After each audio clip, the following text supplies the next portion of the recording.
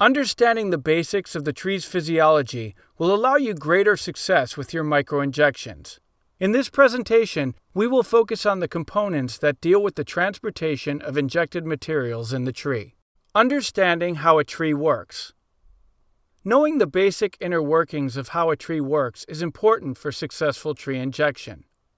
Why microinjection works, and the factors that affect how it works. Internal workings of trees. In this cross-section of a tree, you can see the outer bark, inner bark, cambium, active phloem, and xylem. We are going to focus on the xylem as it is the most important part of the translocation system in a tree when doing an injection. Bark thickness determines drill depth. Xylem moves materials upward. Phloem generally moves materials down. Cambium, meristem, closes compartmentalizing the drill wound. When older xylem tissue becomes inactive, it provides storage for starches within the tree. Xylem. The xylem is the plant's vascular tissue responsible for the transportation of water and dissolved minerals from the roots upwards to the rest of the plant. If the xylem is not flowing, the plant is not working. Xylem and phloem are the conductive tissue in the tree. Xylem is responsible for the upward movement of water and minerals. Phloem transports sugars and other nutrients downward from the leaves to the rest of the tree. Microinjected materials move upward into the tree in the xylem. Most of Mauget's products travel upwards via the xylem, translocating throughout the entire tree. 3 types of xylem structures. Knowing the 3 most common types of xylem will help you better determine how to inject into different kinds of trees. The lateral movement of chemicals in the vascular tissue of the tree enables the injected material to spread evenly throughout the canopy. Vascular plants need to transport substances between the roots, stems, and leaves. Xylem transports water and nutrients from soil, i.e. minerals. Phloem transports sugar. There are 3 different types of xylem we will discuss: ring, diffuse, and non-porous. Ring-porous trees. First, let's talk about ring-porous trees. Some of the more common ring-porous trees are ash, black locust, catalpa, chestnut, elm, hickory, mulberry, and oak. The larger vessels or pores are localized in the part of the growth ring formed in spring, forming a region of more open and porous tissue. Ash trees leaf out later in the season. When the tree is fully expanded, the uptake of material will be much quicker. Oak trees can be injected when the leaves are 1/4 to 1/2 expanded. In the spring, larger vessels or pores localized in the growth ring of the tree are formed, creating tissue that's more open and porous. Ring-porous xylem tissue. In ring-porous trees, drilling depth is critical. The current season's growth rings are the primary conductive tissue. Vessels formed in the spring, early, are much larger than those formed later in the season. Larger diameter vessels, early vessels, can manage or conduct greater quantities of water in a shorter time. The hotter and drier the weather is, the smaller the size of the vessels will be. Diffuse-porous trees. Next we have diffuse-porous trees. Here are some examples of different diffuse-porous trees: cottonwood, birch, magnolia, maple, sweet gum, tulip poplar, dogwood, horse chestnut, eucalyptus, red alder, sourwood, sycamore, willows. Diffuse-porous xylem tissue. Drilling depth is not as critical in diffuse-porous xylem trees. Chemicals that have been recovered from leaves in tests have shown that the material has translocated into the canopy. The vessels are closely uniform in size and are evenly distributed throughout the growth rings. Several growth rings may be conductive tissues. There is little or no distinction between spring and summerwood. Water movement is relatively rapid earlier in the season. Non-porous trees. Lastly, we have non-porous trees, which are gymnosperms such as conifers and cycads. The wood lacks large vessels. Coniferous wood has tapered tracheids only. Multiple growth rings may provide conductive tissue. Water movement is slower due to lack of vessels. Conifers and pine trees also have resin ducts, which make injecting materials more challenging than other trees.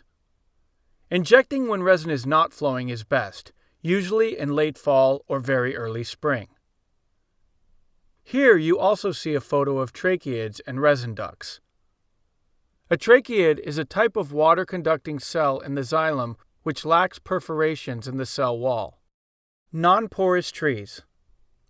Other types of gymnosperm are palms and cycads. Characteristics of these types of non-porous trees are: the wood lacks growth rings. Xylem is in vascular bundles throughout the diameter of the tree. Alternate drill depths are required to hit more vascular bundles. May require less injection sites. To learn more about injecting palms or cycads, please consult the Mauget training on these trees. Access to that training will be provided after completion of your basic applicator certification. How microinjection works. As water is released by a tree or plant through its leaves, transpiration, the roots pull water from the ground. Injected materials move into the xylem, joining with the upward movement of the tree's vascular fluids. Anything that prevents vascular movement in the xylem is going to have an adverse effect on the outcome of the injection. The mechanics of transpiration. Transpiration is the natural system of water movement within a plant. Influenced by heat, wind, soil moisture. The rate of transpiration determines a capsule's drain time. Understanding translocation. Translocation is the conduction of soluble material from one part of a plant to another. Red dye studies conducted in the early days of microinjection proved how materials can be transported up into the tree. In the tests, chemicals were recovered from the leaves, showing that the material had translocated into the canopy. Downward movement is not significant in the xylem. Cross-section view.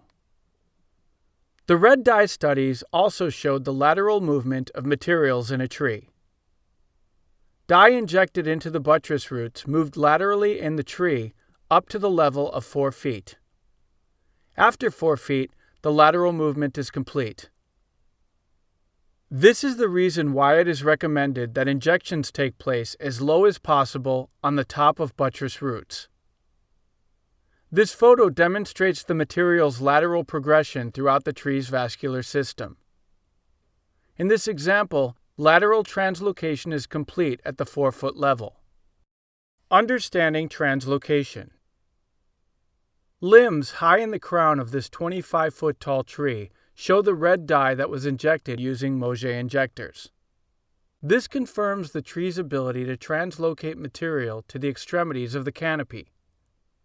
If there is damage to one side of a tree, the uptake may be uneven going into the canopy. Going above damaged bark tissue may be the only way to inject material into all parts of the tree. This will be discussed more in the microinjection module that follows. Factors that may affect transpiration. Factors that may affect transpiration are insect damage, for example, larvae feeding in the vascular system causing it to become compromised, disease, drought, construction which can cause root damage and soil compaction. Factors that may affect uptake. Factors that may affect uptake are: defoliated trees will have a reduced ability to take up material. Leaves pull water from the roots, transpiration. If there are no leaves, which may be an indication of a larger problem. Additional uptake factors.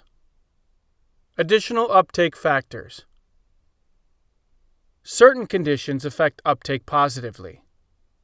Best uptake occurs when there is wind and/or air movement, warm temperatures, and sunlight. Warm, sunny days with a light breeze are ideal. Important questions to ask. There are a few important questions to ask before injecting. Is this tree a good candidate for injection? Does it have any of the problems previously mentioned or possibly others? Is it transpiring? Does drilling damage the tree? For years, some arborists and tree scientists were not comfortable with drilling into trees for the purpose of injecting therapeutic chemicals. Microinjection, as with pruning, causes temporary wounding that, when done properly, ultimately benefits the health of the tree. Shown on the left is an ornamental pear tree treated each year for over 10 years. Light spots are injection sites from previous years. Notice the compartmentalization of the wounds. Wound response begins in 3 days.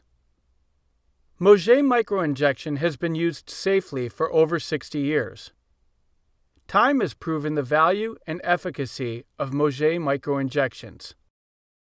Understanding the inner workings of a tree, and with practice, you will be successful at microinjecting trees the Mauget way.